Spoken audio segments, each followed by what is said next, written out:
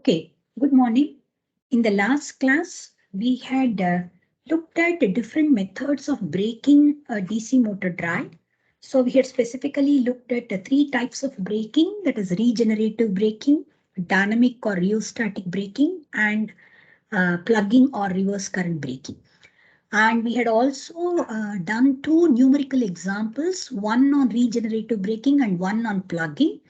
So we would be working out one problem on dynamic braking today.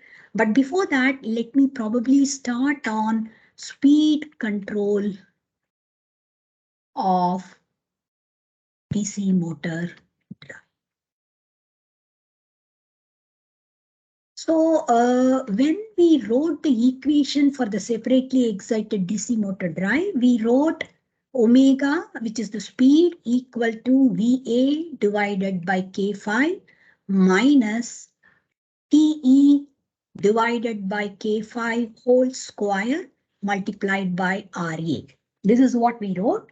So from this, we said that three factors can be used for controlling the speed at a given torque value. One is the armature voltage. The other one is the resistance, what you include in series with the armature circuit, and the field, which is field flux.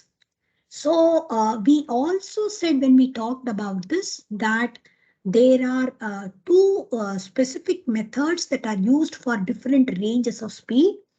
So if you want to go below rated speed,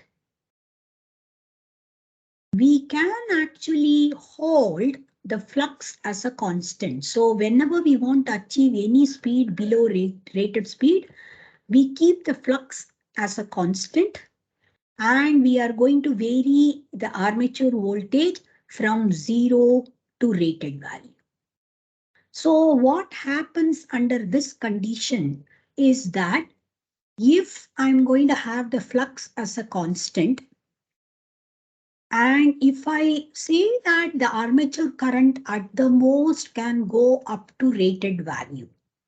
So if I try to maintain the armature current at rated value, then the torque capability of the machine, the torque deliverability of the machine will also be at rated value. So it will be able to deliver up to rated value of torque.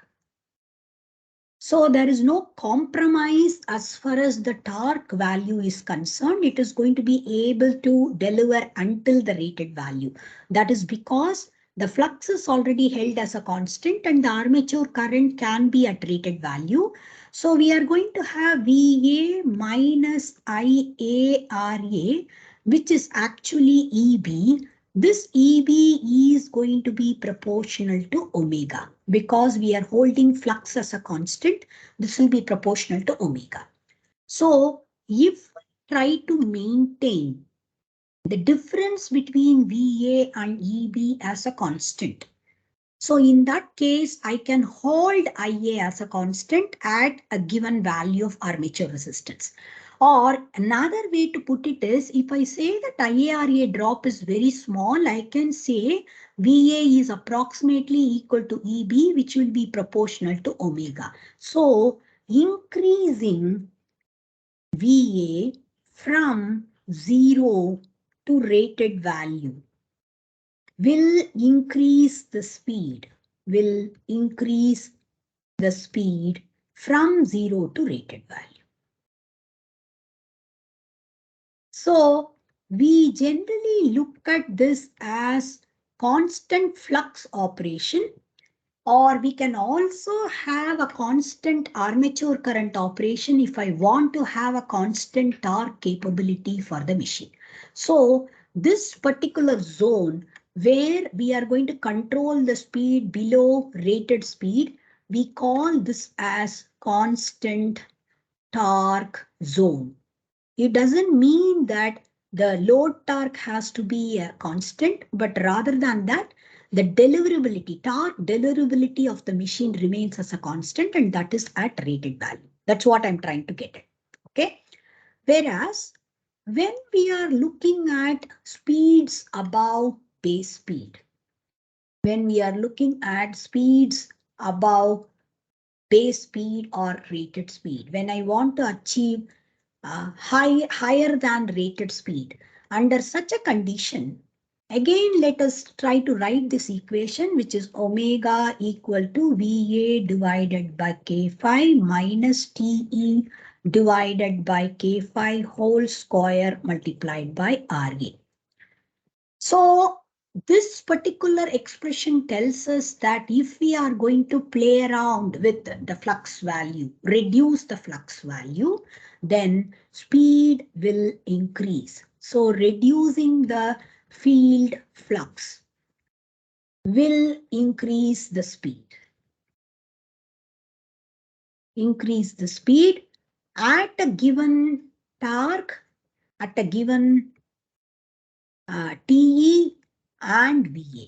So if I am keeping the torque as a particular value and the armature current as a particular armature voltage as a particular value, then the speed will be able to increase. But now the question is, will we be able to maintain the torque at the same value? We said that torque is proportional to flux multiplied by IA. So if we are talking about rated torque condition, maybe we are working at rated torque. So rated torque will be achieved only when rated flux and rated armature current. The machine is working at both these rated value, only then you are going to get rated torque. But if I am decreasing the flux, so if flux is decreased, then correspondingly IA has to be increased to maintain the same torque.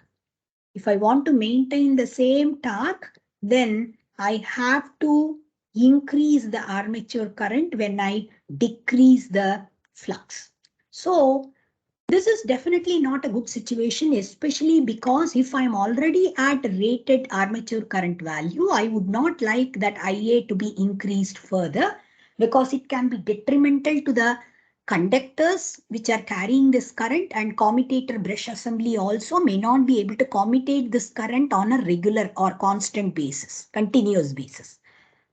So that is the reason why whenever we are going to weaken the flux, so when flux is reduced or field is weakened, under such a situation, if IA is maintained at rated value, if I'm going to maintain IA at rated value, then obviously I am going to have reduction in the torque capability. So torque capability is decreased automatically. That is what is going to happen. So if torque capability is decreased, in that case, we are looking at speed increasing because the flux is decreasing, and we are going to have the torque actually decreasing. So the product of torque and speed can remain as a constant. So I can say in one sense, omega is proportional to 1 by phi at constant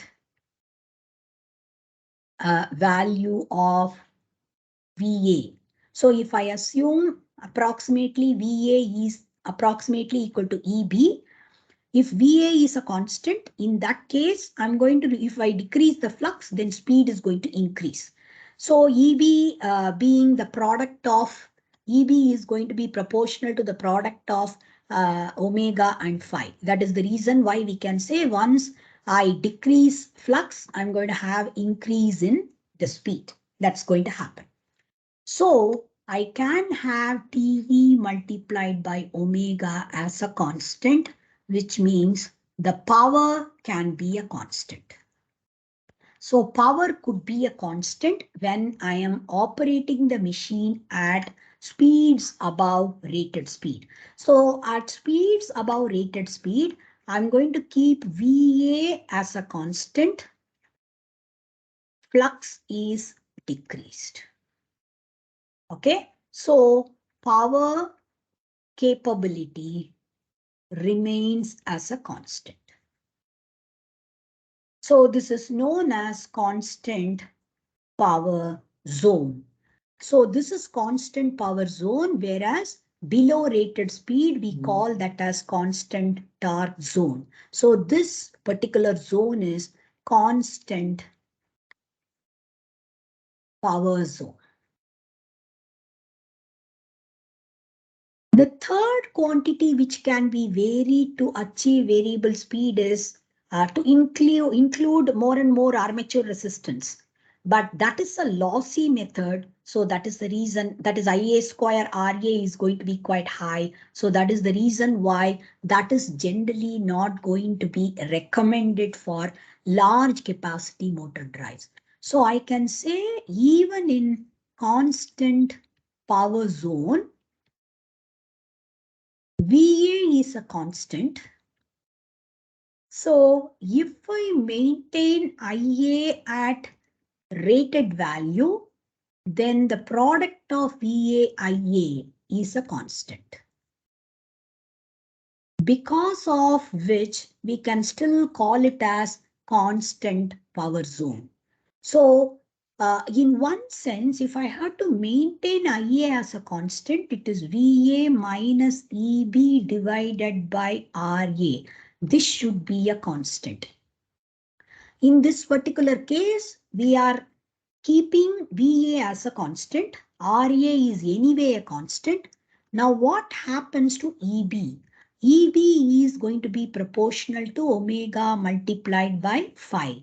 So if I decrease phi, automatically speed increases to maintain EB as a constant. So that is the reason why IA can remain as a constant if it is required to do so. So that's why we get constant power capability for this particular machine.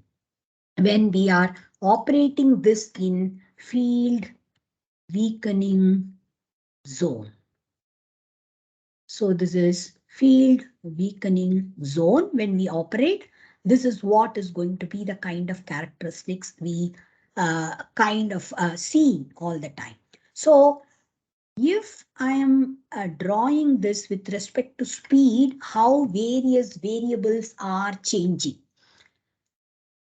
you are going to see that armature voltage remains as a constant throughout. This is not going to change at all. So this is VA.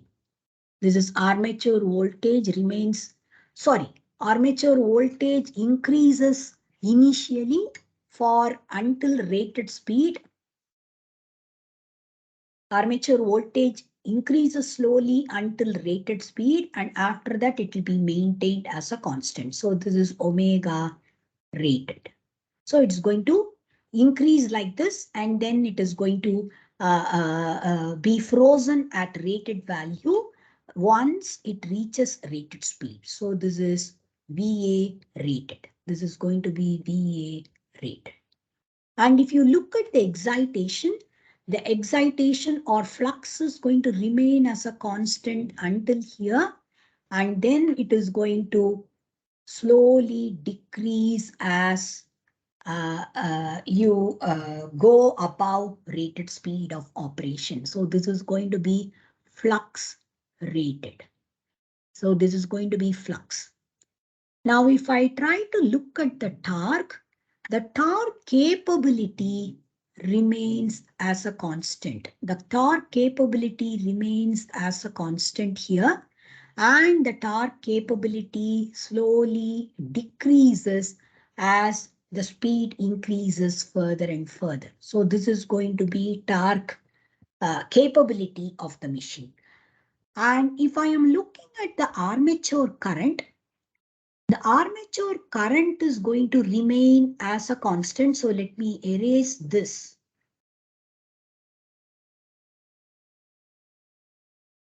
So armature current is going to remain as a constant throughout the complete operating range of the machine. So if I look at the armature current, initially also it can remain as a constant, and finally also it can remain as a constant. This is IA rated. This is how it is, the armature current is going to vary. Whereas if I look at the power, initially the torque capability is a constant, the speed is increasing, because of which I'm going to see that the power linearly increases initially. Power increases and then power is maintained as a constant for quite some time. So this is going to be the power variation. So these are the different variations that you would see normally in the case of a separately excited DC motor drive.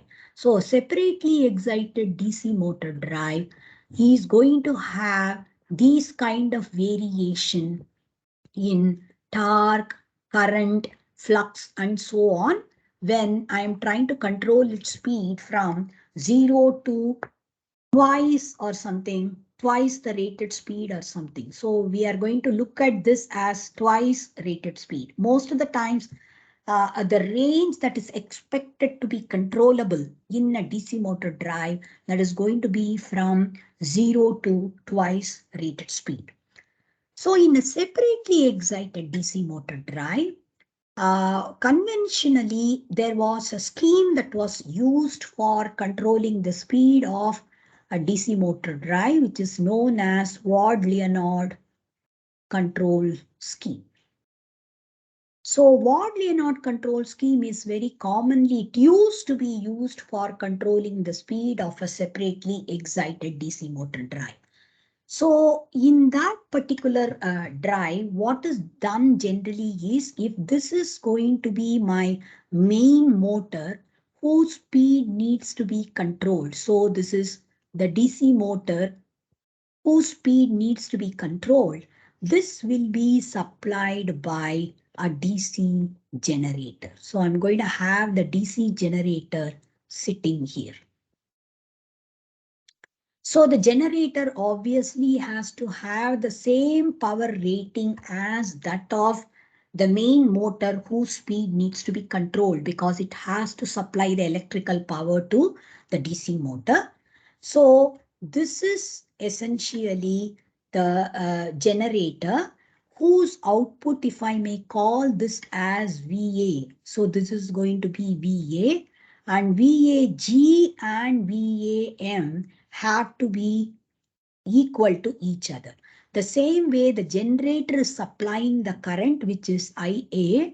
So the same IA is flowing through the motor. So both of them have to have the same power rating. Now, as far as the generator is concerned, I will have the field here for the generator. I will have the field here for the motor. So this field, let me call this as IFG. And let me call this current as IFM, which is going to be controlled if I want to have speeds varied beyond rated speed of operation of the DC motor. Now this generator will be coupled to a prime mover. So I will have a prime mover here whose speed is not easily controllable. If the prime mover speed can be easily controlled, then that could have been directly coupled to the DC motor itself. But that is not happening. That is the reason why I am using a prime mover to generate a DC voltage. That DC voltage is going to supply the DC motor so that its speed can be controlled appropriately. Now, in this particular case, the generator, when IFG is varied from 0 to rated value, right? Under that condition, even if the prime mover speed is a constant, because the prime mover, maybe we are not able to control its speed. Even if the prime mover speed is a constant, the output of the generator will vary. So VAG will vary. So we already said that once we have the armature voltage varied, if VAG varies, then omega of the motor will vary. So this is what is armature voltage control. So the maximum speed what I get under this kind of an operation depends upon rated excitation of the generator. So at rated excitation of the generator, you're going to have rated armature voltage generated. So under that condition, DC motor will also run at rated speed, assuming that the motor excitation is at rated value. So if it is at rated value, then we are going to have this excitation as at rated value, and then it will be able to generate the required electromagnetic torque. So if the armature voltage is varied by varying the field excitation of the generator, then the speed is going to vary from 0 to rated speed.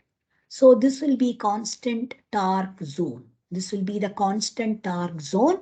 So we are going to achieve constant torque zone by varying the generator field. And when we want to achieve constant power zone, which is greater than rated speed operation. So if we want to have greater than rated speed operation, under that condition, what we will do is IFG and VAG are frozen at rated value. Okay, but IFM is decreased. That is going to be decreased. So once we decrease that, automatically we are going to have higher speed. So this comes out to be constant power zone. So we are going to have the two regions of operation as constant torque zone and constant power zone achieved by controlling initially IFZ from 0 value to the maximum value, and later on the motor field current is going to be decreased. So the minimum speed in this Ward-Leonard drive. So the minimum speed is dictated by what is the residual magnetism or residual flux available in generator field. So that is going to dictate what is the minimum voltage that is generated by the generator itself. So the motor will be able to run at that minimum speed, whereas maximum speed is dictated by how much I can reduce the motor field. So that means what is the residual flux available in motor field, in the motor field. So these are the two factors that are going to decide exactly what is the range of speed that I'll be able to achieve in Ward-Leonard drive. In the Ward-Leonard drive, one major advantage is if I am talking about a generator supplying a motor, if I want to have any 4-quadrant of operation, completely 4-quadrant of operation is possible. So the advantage is going to be, first of all, 4-quadrant operation possible. And second thing is smooth variation in speed possible, because I can change the generator field current or motor field current very, very slowly and in a flexible manner. That is the reason why smooth variation in speed is possible. And if your prime mover is also an electric motor, and if that is going to be connected to a single phase or three-phase supply, in that case, power can be fed back. So regeneration or regenerative braking is possible. Regenerative braking can be achieved. There is no problem at all. Whereas if you look at the disadvantages, the major disadvantage of this kind of a Ward-Leonard drive is all of them are rotating machines. So you are going to really spend a lot of money. So initial expenditure is high and you might require a lot of space, a large space needed. So for example, in a electric vehicle, you may not have so much of space, so you may not be able to really use this kind of a system. The second thing is that we are going to look at a large inertia also, because you are having the electrical machines whose inertia come into picture. So response may not be fast.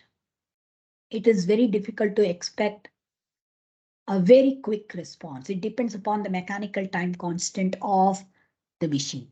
The third thing is that it is not maintenance free, because DC generator and DC motor, DC generator definitely requires frequent maintenance because it has commutator and brush assembly. So it's not going to be easy to maintain this kind of, Ward-Leonard drive system without any maintenance. It is going to be requiring frequent maintenance. And because of this, this will also be not cost effective. Initial expenditure is also high. Even the maintenance expenditure is going to be quite high. So this is one of the major problems. But the advantage is, of course, you will be able to obtain all the intermediate speeds as well. So if I talk about armature voltage control, we should be able to get any kind of intermediate speeds at a given torque. So if I say that I require this much of torque, okay, so you should be able to achieve any of these speeds with armature voltage control. So this is armature voltage control. And very clearly, when we talk about the field, this is TE and this is omega. So when we talk about field control, in field control, we are going to see that we are going to weaken the field. So maybe I'll get a characteristic somewhat like this. So these are going to be different types of characteristics we get with reducing field current. So IF decreases in this direction. Whereas armature voltage again is going to increase in this direction. So this is VA increases in this direction. So this is basically the crux of Ward-Leonard control, Ward-Leonard drive control. So it has specifically two regions like constant torque and constant power region. Constant torque region works based on armature voltage control, whereas constant power region works based on field current or field flux control. Okay.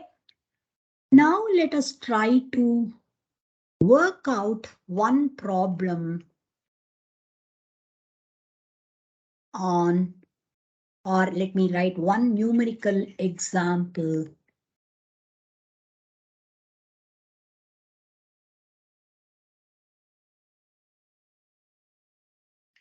on dynamic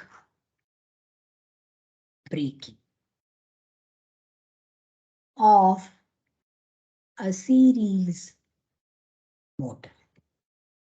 So until now, whatever we did was for either separately excited or shunt motor, the two problems we worked out for braking. And this one is going to be on series motor. The problem statement is like this. A series motor is braked by dynamic braking method, developing a torque of 318.3 Newton meter. So the speed is to be limited to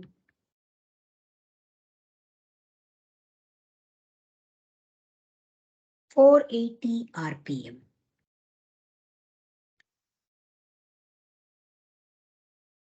Okay. RA plus RF is 0.24 ohms. What external resistance will be needed for this operating condition?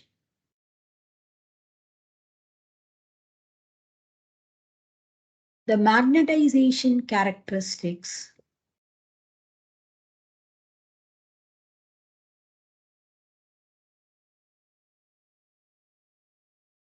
of this machine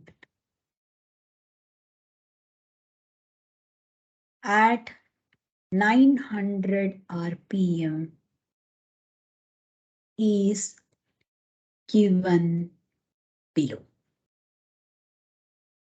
So let me first of all write this magnetization characteristics. So what is given is IF and EG at 900 RPM. So at 20 ampere, it is 261 volts. And the amperages are 20, 40, 60, 80, and 100. Okay. And the voltages are 261, 540, 738, 882, and 945. Okay. So we said already in a series motor drive that the field is varying along with increase in the armature current or overall current. So K phi is not a constant. This is not a constant. So if I want to calculate the back EMF constant, I have to essentially say Eg divided by speed will give me what is the K phi value at that particular value of field current as well as back EMF. So I should be able to calculate what is K phi. So K phi can be calculated in volt second per radian, and this can be calculated as Eg divided by what is 900 RPM. Let us try to convert that into radians per second. So 900 RPM equal to 2 pi into 900 by 60 radians per second. And that comes out to be 94.25 radians per second. So this has to be divided by 94.25. This entire thing has to be divided. Eg has to be divided by 94.25. So corresponding to that, we are getting K phi as 2.77 at this point. Then this is 5.729. Please note this is increasing because field current is increasing. Then 7.83, then 9.358, and then 10.0265. And please note as it goes to larger and larger values of current, the rate of change of K5 is decreasing. So it is approaching saturation. So if I try to plot this, it will look as though the magnetization characteristics or K5 with respect to IF, if I try to plot, it will not be linear. Initially, it may be linear, but it will essentially have a characteristic somewhat like this, because this essentially shows that the magnetic circuit is slowly going towards saturation. So these are the K5 values. What I have got as K5 values are these. Now, let us try to see what is the torque that is given. The torque that is given is 318.3 Newton meter. Because it is 318.3 Newton meter, I can calculate at what point I am getting very close to this torque value in these characteristics. I should be able to calculate K5IA as TE. So I should be able to calculate what is TE for each of these things.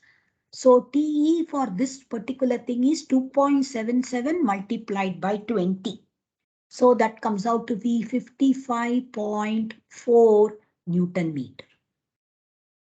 And the next one comes out to be 229.16 Newton meter.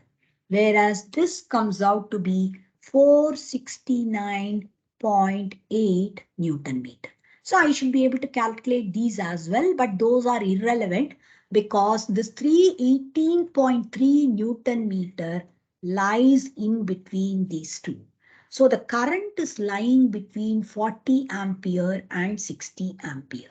So I should be able to say that as the torque value is 318.3 Newton meter, I should be lying in between 40 ampere and 60 ampere. Now, what we have to calculate is at what value of the current I will have K5 multiplied by I equal to 318.3 Newton meter. So I should find out at what I value I will have K5 multiplied by I equal to 318.3 Newton meter. So let me first of all write, let us say this is probably 5.729 and 7.83 is somewhere here. This is going to be 7.83. And these two currents are 40 ampere and 60 ampere respectively. And I can linearize it piecewise. So if I try to linearize this portion, so I should be able to say K5 at any I value in between 40 ampere and 60 ampere. That will be equal to 5.729 plus whatever is the slope. The slope is going to be 7.83 minus 5.729. 29 divided by 20 ampere. Okay, so this is going to be the slope and multiplied by I minus 40. This is going to be the K5 value. So the K5 value I am writing with respect to piecewise linearization. So this is the piecewise linearized value of K5, which is lying in between 40 and 60 ampere. So under this condition, I should be able to say torque equal to K5 multiplied by I, which is actually 5.729 plus 7.83 minus 5.729 divided by 20 multiplied by I minus 40. So this is the entire K5 value. This multiplied by I. This is going to be the torque. So that is equal to 318.3 Newton meter. Now, if I call this equation as equation number 1, so from equation 1, I can be solved for. I may have a quadratic, so from which I can definitely solve for what is the value of I. So you may get one value to be either negative or extremely low value and or extremely high value. The other one will be reasonable because for between 40 and 60, I have to get this value. So whatever falls between 40 and 60, I should be able to get that value as my armature current or overall series motor current. This comes out to be, when I solve for this comes out to be something like 48 ampere. Please verify this by calculating. Okay. So we are going to have 48 ampere as the value of current at which I may be able to develop a torque of 318.3 Newton meter. Now, please note that the current what I require is 48 ampere and I should have gotten the corresponding K5 value also. And K5 value comes out to be 6.63 volt second per radian. What I mean is if I substitute that 48 ampere in this equation, this is what we are getting as K5. Now, if I'm getting 6.63 as K5 value, I should say K5 multiplied by omega, right? That should give me what is the back EMF or EMF generated under this condition. And what is given in the problem statement is the speed has to be limited to 480 RPM. So if the speed has to be limited to 480 RPM, I should say 6.63 multiplied by 2 pi multiplied by 480 divided by 60. That is going to give me what is the EMF generated at 480 RPM and I equal to 48 ampere. So this EMF generated is 333.323 volts. So this is what we are getting as the voltage that is being generated by the machine when it is undergoing dynamic braking. The total EMF generated is this. And if you recall the dynamic braking circuit, this is going to be the series motors field and you are going to connect the field in the reverse sense and you are going to connect an external resistance which is a variable resistance as the braking resistance in this particular case. So I'm going to have I equal to whatever is the EMF, EB. So this is the EMF which is being generated in the series motor divided by RA plus RF plus RB. Right? This is how the current is going to be limited. So what I want in this particular case is 48 ampere. So that is what is I. That is going to be equal to 333.23 divided by RA plus RF is given to be 0.24 ohms and RB I need to include externally. So what kind of external resistance I need to include? That is what is being asked.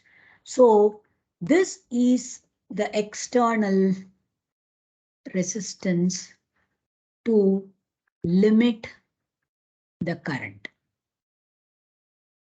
So if I want to limit the current to 48 amperes, this should be the external resistance. So from this equation, which is equation number 2, we can solve for RB can be solved for. So RB turns out to be 6.704 ohm. So the external resistance that needs to be included along with the series motor is 6.704 ohms if we want to generate a torque of 318.3 Newton meter. From the characteristics given, this is what we infer. Okay. So this is a typical problem in the series motor drive, that too in dynamic braking. Only thing you have to remember is because K phi is not a constant, the calculations become somewhat complex in the case of a series motor drive. That is a major thing. Okay. So now let us try to look at speed control in a series motor drive. The speed control in a series motor drive becomes a little bit more difficult because of the fact that the armature and field circuits cannot be decoupled. So in a series motor drive, I'm going to have the field directly connected in series with the armature. So if I try to vary the armature voltage, then the field current will also be varied. So you are not going to be able to control the field and armature independent of each other. And that is one reason why the series motor speed control becomes extremely difficult. So let us see what are all the methods that are normally used for speed control of series motor. So the only thing that can be controlled quite easily is the field excitation in a series motor. So normally in a series motor, the field coil may not be a single entity. Rather than that, I may have multiple coils that are connected probably in series or parallel.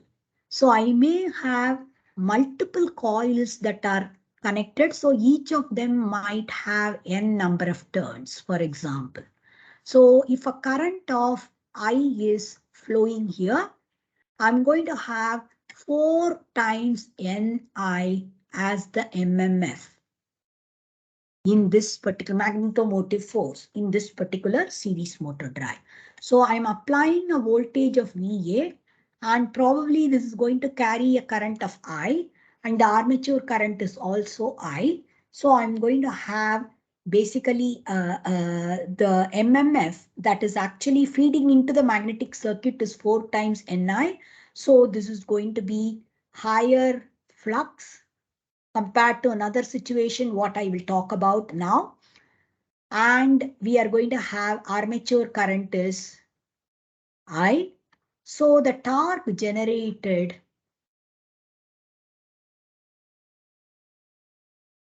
is good or a perceivable value. The torque generated is going to be a perceivable value. So if I have multiple field coils like this, I will have the connection in such a way that I would be able to disconnect the field coil and reconnect them in a different fashion. So I may be able to reconnect them somewhat like this. So two of them are in series group and the two groups are connected in parallel. So in this particular case, I will still have VA here. And if I assume still the current that is flowing is I, I'm going to have I by 2 going here and I divided by 2 going here, half of I. So because of which, if I have n number of turns here, n number of turns here, again n and n number of turns here, I'm going to have n multiplied by I by 2 as the MMF in each of these coils, and I had to multiply this by 4. So I'm going to get essentially 2Ni as the MMF. So the MMF has now reduced to half. So MMF has been halved compared to the previous case. So due to this, torque will be lesser than the previous case. So the torque would be somewhat lower and the torque will be somewhat higher in the previous case. In the next case, if I draw this, rather than having two coils in series, if I connect all of them in parallel. So I'm going to have the first coil here, the second coil here, the third coil here, and the fourth coil here. So all four coils connected like this. And this is going to be VA. So I'm going to have this as I, and each of these is going to carry a current of I by 4 because the total current is I. All of them have same resistances. So each of them is going to carry a current of I divided by 4. So the MMF in this particular case is I divided by 4 multiplied by N, which is also multiplied by 4 because there are 4 such coils. So I'm going to get just Ni. So the flux MMF and hence the flux is further decreased. So we are going to have definitely lower value of torque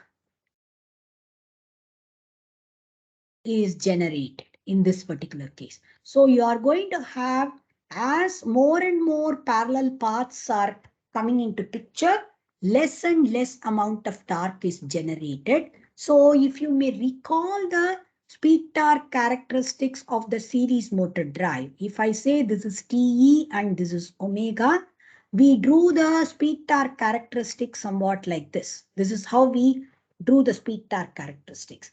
Because of which, if I'm talking about larger torque, the speed is small. So larger torque and we are going to have speed is going to be small. Rather, if I say small torque, I'm going to have the speed to be higher. So generally, this connection is used for higher speed, whereas this particular connection where all of them are used in series connection, series combination, this is used in lower speed or starting condition. Because under starting condition, what we require is a high torque. So during starting condition, all of them may be connected in series, whereas some of them will be connected in parallel combination when the speed has to be decreased. So the first method what we have discussed is in the speed control of series motor. We are going to have series parallel combination of, we are going to have series parallel combination of field coils. This is one of the methods which is very commonly used for series motor speed control. So when all of them are in series, we are going to have low speed and high torque. When many of them are connected in parallel, we are going to have high speed and low torque. Second method that is very commonly used for series motor speed control is tapping in field coil. So let us say I'm going to have the series motor like this. And I'm going to have the field which is having many taps that are coming out like this. And then I am going to actually connect. If I want the entire number of turns to be included, I will connect the tap at A. If I want only part of the turns to be included, I'll connect this point at B. Or I'll connect it at C if I want very minimal number of turns to be included. And I'm going to have VA applied like this.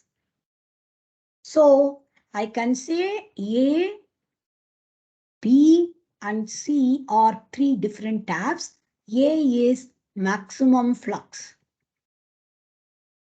whereas C is going to be minimum flux because minimum MMF also. N times I, that's what we are talking about. So when you talk about minimum flux, that is corresponding to high speed.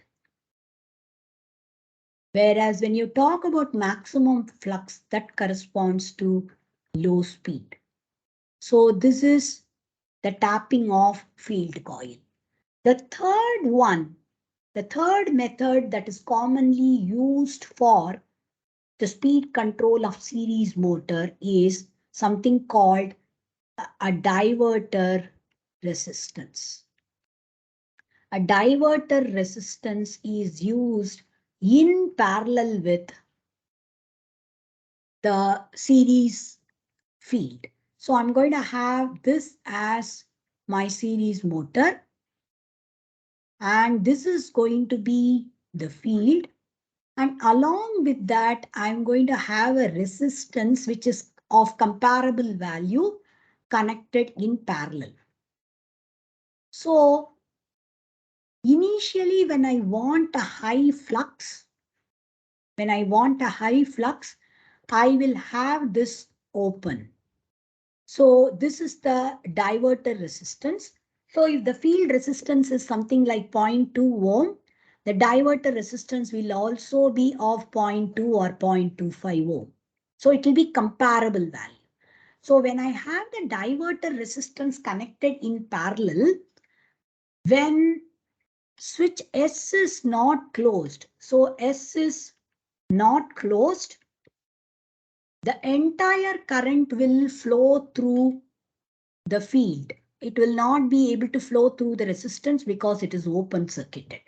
So the MMF will be higher. So this is generally used under low speed condition. Whereas when I am going to have the switch S closed, I'm going to have RD included in the circuit. So current through the field will be lower. Current through the field is lower. So if the current is lower, then in that case, you are going to have lower amount of flux. That means you would be able to achieve, or the motor will be able to achieve a high speed, and it will be able to achieve only a low torque because the flux is lower. Whereas here it will be able to achieve a higher torque. So generally during starting, you are going to have no diverter included. So S will not be closed. But when you want to run at higher speed, in that case, you are going to see that S is closed. So you are going to have a good amount of speed achieved, or acceleration achieved, but the torque is going to be lower. So these are the three methods very commonly used for series motor speed control. One is series parallel combination of field coils. The second one is the tapping of field coil. And the third one is including a diverter resistance in the field coil. So we'll try to work out one problem on series motor speed control in the next class.